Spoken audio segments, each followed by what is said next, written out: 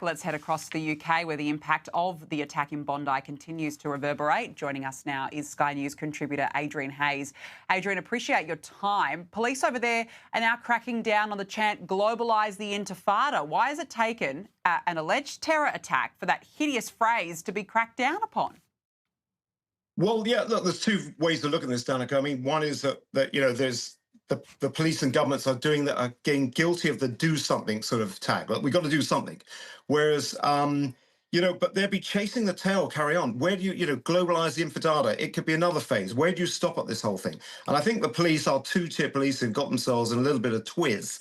And they're not, even Australia, not in UK or across Europe, not dealing with the main problem, which is the radicalization that's taking place in the mosques and everywhere, which places like the Gulf and the UAE, where I've lived many years, have sorted this out, and they've been urging Western governments to sort this out at its root cause. Yeah, and they're shying away everywhere right now. Let's change tack. I want to ask you about net zero. It appears that more corporates are either watering down or completely abandoning their pledges to cut carbon emissions.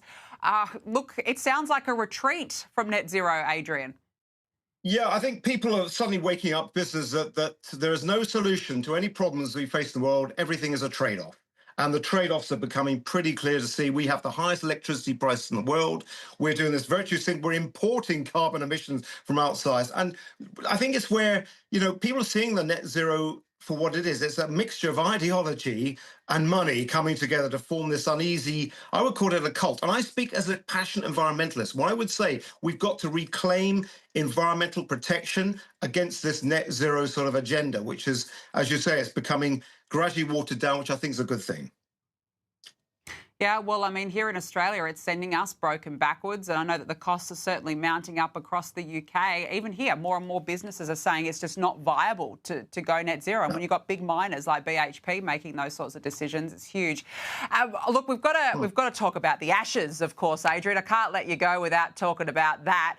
How has England's abysmal defence of the Ashes been received over in the UK? Yeah, it's been lovely speaking to you, Danica, but I'm sorry, I must go. Anyway, yes, it's been slammed as you'd expect it. So lack of preparation, lack of middle order batting, lack of bowling, with a few exceptions. I mean, Ben Stokes, our captain, has been carrying the can. But I do think you Aussies must take credit. You've got a fantastic team there, and they really showed England what they are. So it's been pretty scathing. We'll wait for the next series in a couple of years' time. Yeah, look, we'll see what happens, but I did find it funny. All the English players, they jetted off into far north Queensland up in Noosa. They already had their break. They were pretty much done, wiped their hands and walked away. Adrian Hayes, good to catch up with you. Thank you so much for joining me on the show this evening. Really appreciate it.